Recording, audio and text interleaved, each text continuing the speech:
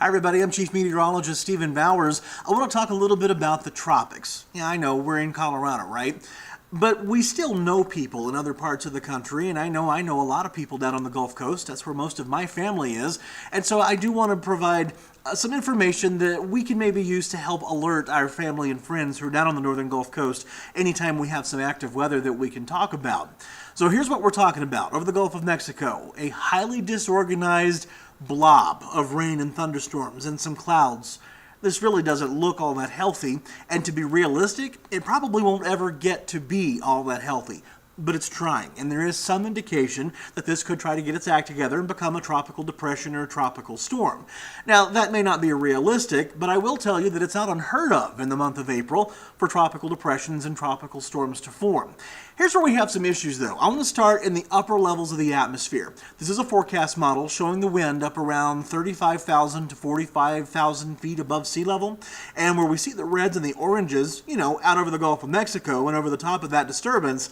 That's a lot of wind, and that wind is just raging, and it's helping to keep this system disorganized.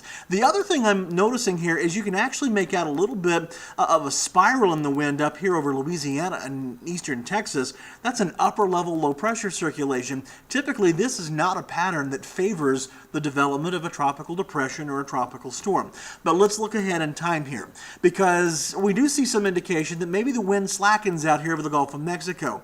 It may not happen enough, however, that it's actually going to mean something, but I'm still seeing this huge upper low spinning here over Louisiana and Mississippi. That tells me that maybe this isn't so much tropical as it is maybe subtropical, or maybe it's kind of a hybrid system, which again would be more subtropical or just non-tropical in general. Down at the ground, we do see some areas where there's some rotation trying to get together. It's very broad, it's very disorganized, and all the rain is displaced up here to the north and east of that circulation that's trying to get its act together. And this, by the way, is working its way closer and closer to shore. As it does, it tries to become a little bit better organized, but still, all the rain is up here northeast of that circulation until it really is over the circulation itself and releasing heat into this system. I don't think we're going to see a lot of rapid development here.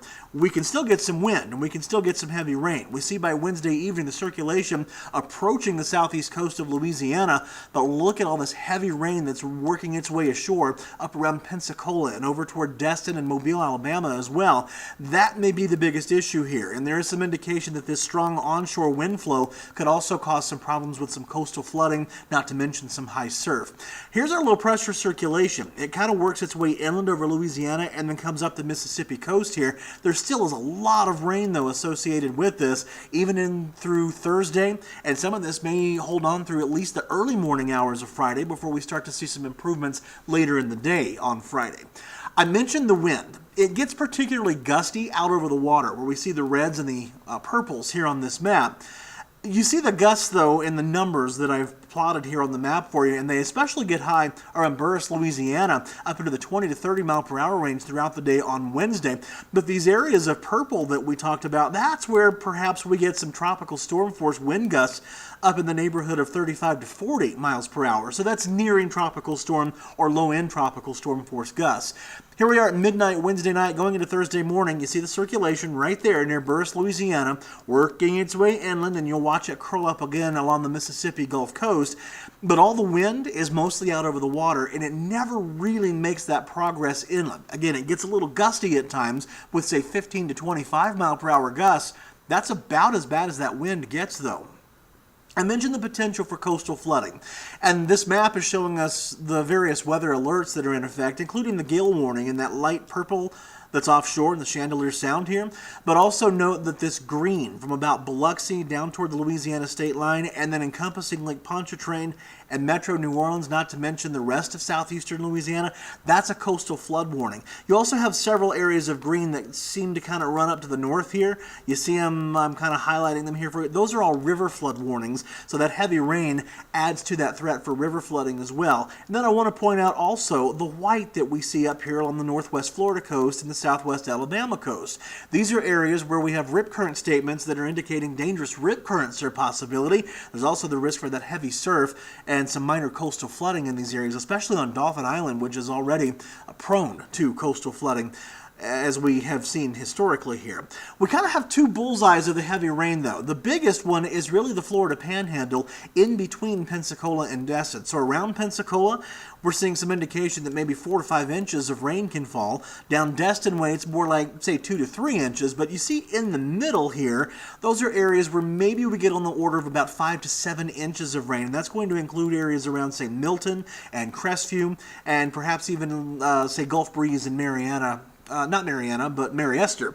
Mariana's more over in this area. So anyway, that's my home area, as I mentioned, but then we have this secondary bullseye of heavy rain here in southeastern Louisiana, and that includes the areas around New Orleans. In these areas, we could get 2 to 3 inches of rain, and of course, some local variation on the high end or low end is always a possibility. And my friends up into Alabama and Mississippi, even up around Meridian, at least get some rain from this through midnight Friday night, even if the biggest amounts are more likely down a little bit closer to the coast. So that's kind of what we're watching right now. I don't think this is a huge deal, and as I mentioned before in our previous update, we do sometimes get tropical development in April. It's infrequent, but it's not unheard of. It's more common when we get into May and especially into June, July, and right on through November, because June through November is the hurricane season in the Atlantic Ocean. I will tell you while I'm with you, though, that the Atlantic hurricane season is more likely to lean on a slower than normal season thanks to the developing El Nino. That's what's typical. It's not a guarantee, of course, but typically the El Nino favors more the eastern Pacific Ocean being a busier hurricane season as opposed to the Atlantic, the Gulf of Mexico, and the Caribbean Sea. Of course, I'll be watching things. This is one update for you, and as necessary, we'll provide more updates on this potentially developing system in the Gulf of Mexico, and of course any future systems that track toward the Gulf or the southeastern Atlantic coast of the United States.